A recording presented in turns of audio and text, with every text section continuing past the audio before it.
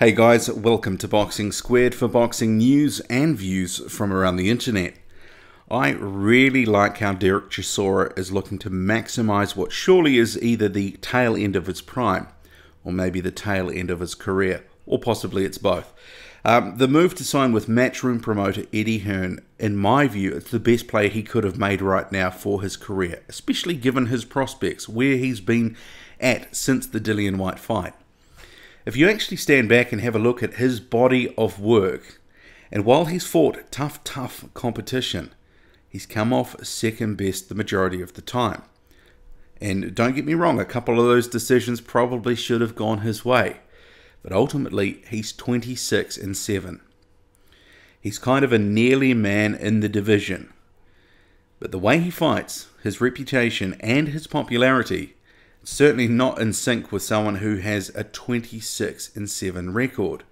I mean, guys who have similar records, we often refer to them as bums or journeymen.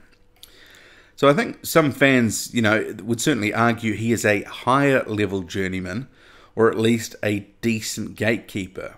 And the gatekeeper analogy, that's not unfair, given what we've seen over his career. Basically, if you beat him, you're pretty good. So I think if he hadn't have signed with Hearn, I'm not sure how many moves Chisora would have had left to play, because Hearn can get him the bigger and better fights, and probably more money than he could if he was striking out on his own or with a smaller promoter.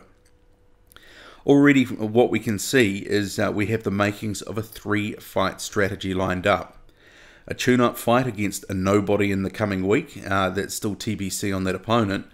A European title fight against unbeaten Ajit Kabayel, and if he wins that, it sets the stage for a potential rematch with Dillian Whyte, a fight a lot of fans, including myself, actually thought Chisora won.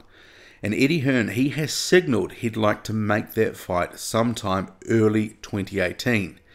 February from memory, I think he was recently quoted as saying, but it's a bit of a movable feast with, because Whyte might have other things on the go.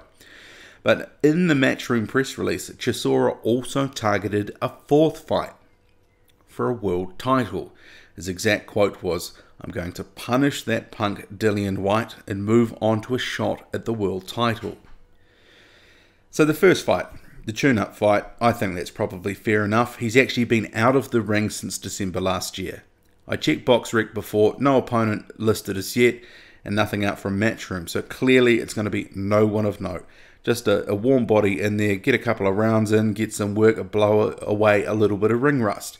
And he will need a little bit of time in the ring because he hasn't fought since December last year. And his next outing after that is going to be for the European heavyweight belt. And that's going to be against Ajit Kabayel. So in many respects, that fight, Chisora and Kabayel, that is a heat check for both. For Chisora, it's a chance to prove he's still a face in the division worth fighting, as a good win will build up interest for a Dillian Whyte rematch and potentially for another decent opponent if Whyte is unavailable. I think a loss, however, that probably cuts down his options and potentially reduces the interest and purse for future fights, including the Whyte one. For Kabayel, it's certainly a chance to prove he belongs as a contender in the division, that he is someone to be watched and that we can keep an eye on.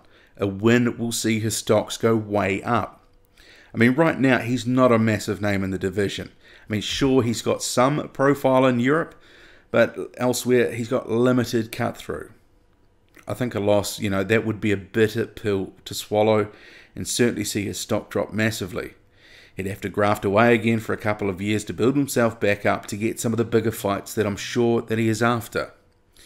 I think a good parallel would be Adrian Granat. He was on the way up, and then he was recently upset by Alexander Dimitrenko.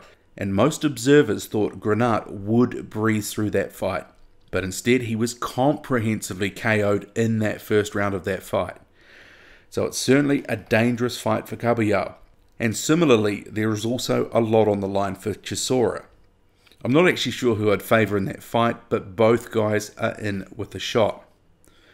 But for me, Chisora, he is playing it as smart as he possibly could in and out of the ring.